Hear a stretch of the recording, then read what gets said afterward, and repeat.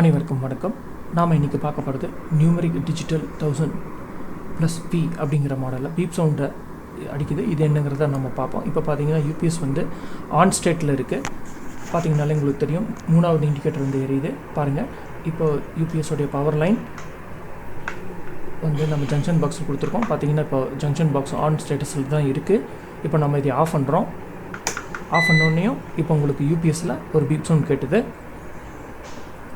இப்போது பேட்டரிக்கு சுவிட்ச் ஓவர் ஆகிருக்கு. இப்போ யூபிஎஸ் ஆஃப் பண்ணுறோம்.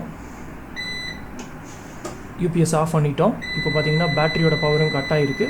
இப்போ பார்த்தீங்கன்னா இந்த மாதிரி ஃப்ரீக்வெண்ட்டாக உங்களுக்கு வந்து பீப் சவுண்ட், லாங் பீப், இந்த மாதிரி லாங் பீப் கேட்டுக்கிட்டே இருக்கும்.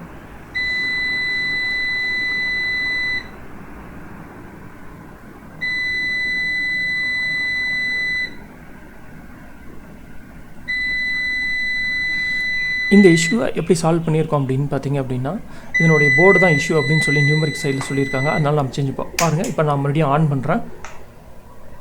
ஆன் பண்ணிங்க அப்படின்னா உங்களுக்கு எந்த விதமான இஷ்யூ வராது.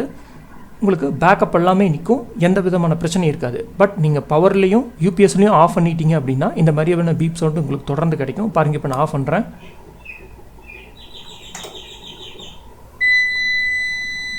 இந்த மாதிரி பீப் சவுண்ட் தொடர்ந்து கிடைக்கும். இது வந்து போர்டு இஷ்யூ அப்படின்னு சொல்லியிருக்காங்க. இது வாரண்டியில் இருக்காதுங்காட்டி நான் வந்து நியூமரிக்கில் கொடுத்து போர்டை வந்து ரீப்ளேஸ் பண்ணி கொடுத்துருக்காங்க.